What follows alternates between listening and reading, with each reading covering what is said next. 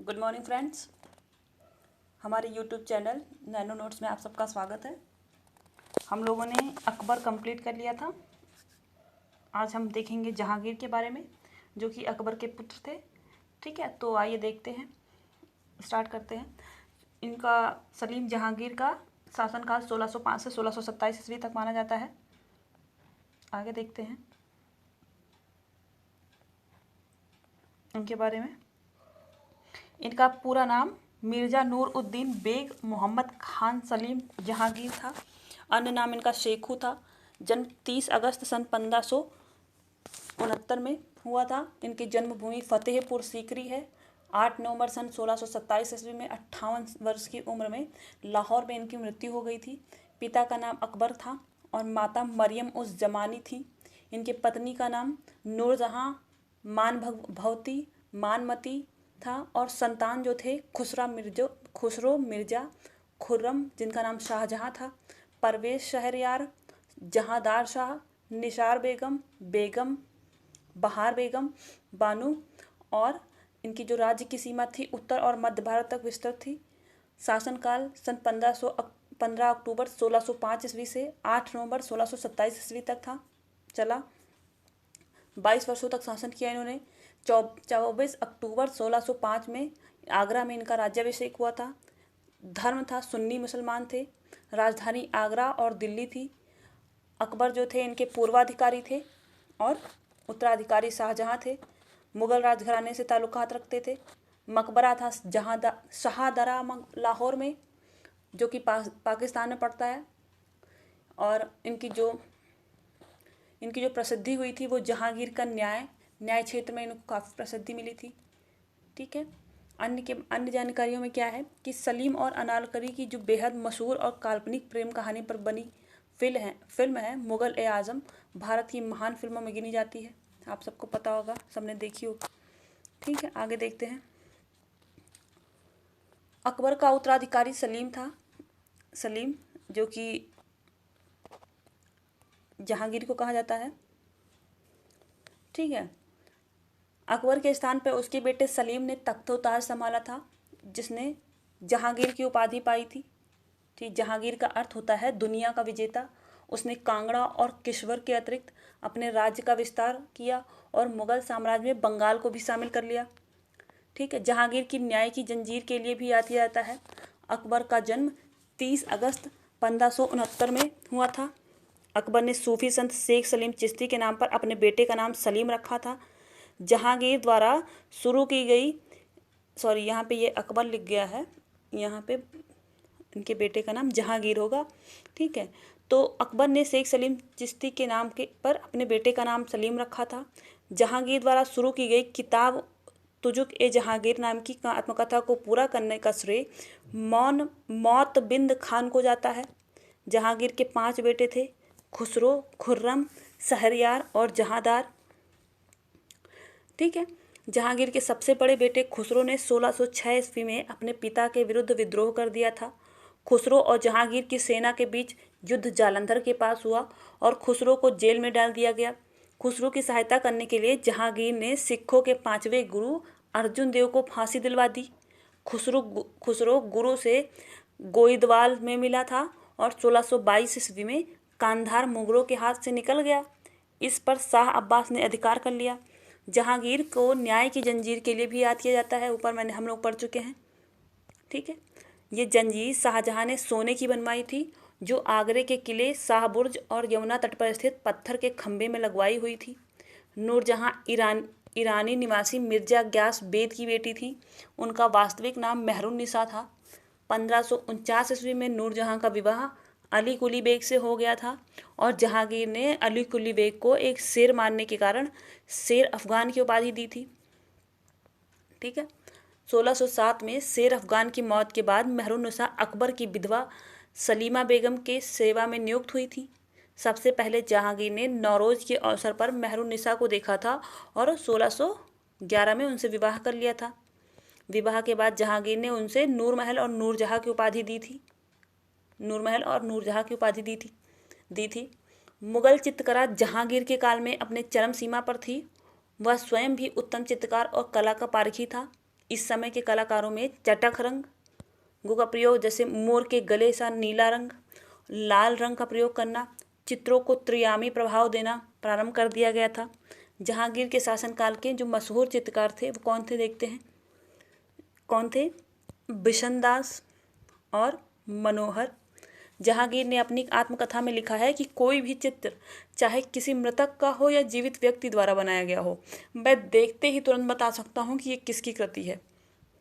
ठीक है, तो एतमादुद्दौला का मकबरा 1626 में नूरजहां बेगम ने बनवाया था। ये हम आपको शॉर्ट में बता रहे हैं, अभी आगे पूरा अच्छे से डिस्क्राइब करेंगे। ठीक है, मुगल कालीन वास्तुकला के अंतर्गत यह पहली ऐसी इमारत थी जो सफ़ेद संगमरमर से बनी थी। ठीक है, अशोक को कौशाम्बी स्तंभ पर समुद्रगुप्त की जो प्रयाग प्रशस्ति और जहांगीर का लेख उत्कीर्ण है। जहांगीर के मकबरे का निर्माण नूरजहां ने करवाया था। जहांगीर के शासनकाल में captain Hawkins, sir Thomas Roe, Edward Terry जैसे यूरोपीय यात्री भारत आए थे। याद रखिएगा, इम्पोर्टेंट है। अब इसके बारे में देखते हैं। ठीक है, तो स्टार्ट करते हैं कि मिर्ज़ा नूरुद्दीन बेग मोहम्मद खान सलीम जहांगीर का जन्म 30 अगस्त 1569 को हुआ था फतेहपुर सीकरी में, और 8 नवंबर 1627 में लाहौर में इनकी मृत्यु हो गई थी। मुगल वंश का चौथा बादशाह था। यह महान मुगल बादशाह अकबर का पुत्र था। अकबर के 3 पुत्र थे, सलीम जिसको जहांगीर बोला गया, मुराद और दानियाल। मुराद और दानियाल पिता के जीवन में शराब पीने की वजह से मृत्यु को प्राप्त हो चुके थे। सलीम अकबर की मृत्यु पर नूरुद्दीन मोहम्मद जहांगीर के उपनाम से तख्त पर बैठा था। 1605 में कई उपयोगी सुधार लागू किए। कान, नाक और हाथ काटने की सजा रख दी। शराब और अन्य नशे वाली वस्तुओं का हकमा बंद करवा दिया। कई अवैध महसूलात हटा दिए। किसी की भी फरियाद सुनने के लिए उसने अपने महल की दीवार से जंजीर लटका दी थी, जिसे न्याय की जंजीर कहा जाता था। न्याय की जंजीर कहा जाता था। सलीम का मुख्य शिक्षक कौन था? अब्दुल रहीम खान खाना। अपने आरंभिक जीवन में जहांगीर शराबी और आवारा शहजादे के रूप में बदनाम था। उसके पिता सम्राट ने उसकी बुरी आदत छुड़ाने की बहुत चेष्टा की थी, किंतु सफलता नहीं मिली। अकबर की मृत्यु के पश्चात जहांगीर ही मुगल सम्राट बनता है और उसकी उम्र होती है 36 वर्ष। ठीक है, तो इतना लोगों को ऐसे आशंका होने लगी थी कि अब सुख शांति के दिन विदा हो गए अकबर की मृत्यु के बाद, और अशांति, अव्यवस्था और लूट घसुट का जमाना फिर आ गया है।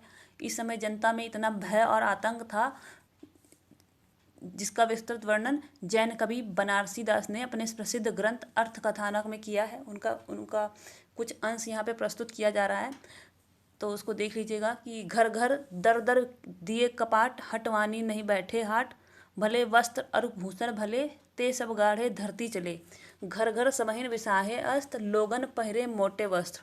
ठीक है, तो इतना ये क्रूरता कर रखा था कि शाहजहाँ की लोगों के अंतर इतना भय व्याप्त हो गया था, भय आसमा गया था कि लोग घर घर के अपने घर में ही बैठे रहते थे। और मोटे कपड़े पहनने का मतलब है कि अपने को सुरक्षित रखने के लिए, अपने को बचाने के लिए घर से बाहर नहीं निकलते थे। ठीक है, तो इनका विवाह हुआ था और इनका मनसा प्राप्ति ये देखते हैं किससे हुआ था। ठीक है, 1581 में सलीम, जिसको जहांगीर को एक सैनिक टुकड़ी का मुखिया बनाकर काबुल पर आक्रमण करने के लिए भेज दिया गया। 1585 में अकबर ने जहांगीर को 12,000 मनसब दिया था। ठीक है, मनसबदार बना दिया 12,000 का। 13 फरवरी 1885 को सलीम का विवाह आमेर के राजा भगवान दास की पुत्री मानबाई से संपन्न हुआ। मानबाई को जहांगीर ने शाह बेगम की उपाधि दे दी थी, और मानबाई ने जहांगीर की शराब की आदतों से दुखी होकर आत्महत्या कर ली, और बाद में आगे चल के राजा उदय सिंह की पुत्री जगत गोसाई या जोधाबाई से विवाह हुआ। ठीक है, फिर आगे देखते हैं राज्याभिषेक कब हुआ। 1599 ईस्वी तक सलीम अपनी महत्वाकांक्षा के कारण अकबर के विरुद्ध विद्रोह में संलग्न रहा। 31 अक्टूबर 1605 को अकबर ने सलीम को अपनी पगड़ी और कटार से सुशोभित कर उत्तराधिकारी घोषित किया। अकबर की मृत्यु के 8वें दिन 3 नवंबर 1605 को सलीम का राज्याभिषेक नूरुद्दीन मोहम्मद जहांगीर बादशाह गाजी की उपाधि से आगरा के किले में संपन्न हुआ। इनकी व्यक्तिगत और अभिरुचि के बारे में देखते हैं। तो व्यक्तित्व क्या था कि सम्राट जहांगीर का व्यक्तित्व बड़ा आकर्षक था। उसका चरित्र बुरी आदतों भली आदतों का अद्भुत मिश्रण था। अपने बचपन में कुसंग का कारण वह अनेक बुराइयों के वशीभूत हो गया था। ठीक है, गद्दी पर बैठते ही उसने अनेक बुरी आदतों को छोड़कर अपने को बहुत कुछ सुधार लिया था, किंतु मदिरा पान को वह अंत तक नहीं छोड़ सका था। वो मदिरा पान के संबंध में उसने स्वयं को आत्मचरित में लिखा है कि हमने 16 वर्ष की आयु से मदिरा पीना आरंभ कर दिया था। ठीक है, वह अरबी, फारसी और ब्रज भाषा, हिंदी का ज्ञाता था तथा फारसी का अच्छा लेखक भी था। उसने अपनी रचना तुजुक एक जहांगीरी, उसकी आत्मकथा है लिखी, जो कि जहांगीर ने लिखी है। शायद मैंने आगे शाहजहां बोल दिया था, तो वो करेक्ट कर लीजिएगा, जहांगीर था। ठीक है, जहांगीर अपने पिता अकबर की भांति उदार प्रवृत्ति का शासक था। बादशाह बनने के बाद जहांगीर ने न्याय की जंजीर के नाम से प्रसिद्ध सोने की जंजीर को आगरा किले के शाह बुर्ज एवं यमुना नदी के तट पर स्थित पत्थर के खंभे में लगवाया था। लोक कल्याण के कार्यों से संबंधित 12 आदेशों की घोषणा की थी उसने, जिसमें ये आदेश निम्नलिखित थे। देख लीजिए कैसे कैसे आदेश थे। तमगा नाम के कर की वसूली पर प्रतिबंध लगवा दिया था। सड़क के किनारे सराय, मस्जिद, कुओं का निर्माण कराया था। इससे पता चलता है कि ये एक उदार शासक था।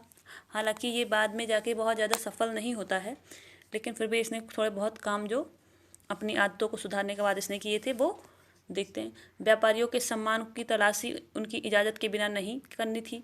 किसी भी व्यक्ति के मरने पर उसकी संपत्ति उसके उत्तराधिकारी के अभाव में उस धन को सार्वजनिक निर्माण कार्य पर खर्च करना था। ठीक है, अगर किसी के घर में कोई व्यक्ति मर जाता था तो अगर उसका कोई उत्तराधिकारी नहीं होता था तो वो ज़मीन सरकारी हो जाती, मतलब राजा की हो जाती थी और उसको सार्वजनिक निर्माण कार्य में प्रयोग किया जाता था। शराब व अन्य मादक पदार्थों की बिक्री और निर्माण पर प्रतिबंध, दंड स्वरूप नाक एवं कान काटने की प्रथा समाप्त कर दी थी। किसी भी व्यक्ति के घर पर अवैध कब्जा करने के लिए राज्य कर्मचारियों को मनाही कर दिया गया था। किसानों की भूमि पर जबरन अधिकार करने पर रोक लगा दिया गया था। कोई भी जागीर सम्राट की आज्ञा के बगैर परिणय सूत्र में नहीं बन सकती थी। ठीक है, गरीबों के लिए अस्पताल एवं इलाज के लिए डॉक्टरों की व्यवस्था का आदेश दिया था। सप्ताह के 2 दिन जहांगीर के राज्याभिषेक, गुरुवार जब जहांगीर का राज्याभिषेक हुआ था और रविवार जब अकबर का जन्मदिन था, वो पशु हत्या पर पूर्णतः प्रतिबंध लगा दिया था। ठीक है, अकबर के शासनकाल के समय ये सभी कर्मचारी एवं जमींदारों को उनके पद पुनः दे दिए गए थे। जहांगीर ने अपने कुछ विश्वास पात्र लोगों को, जैसे अबुल फजल के हत्यारे वीर सिंह बुंदेला को 3000 घुड़सवारों का सेनापति बना दिया। नूरजहां के पिता जो गियास बेग को दीवान बनाकर अतमाउद्दौला की उपाधि प्रदान कर दी।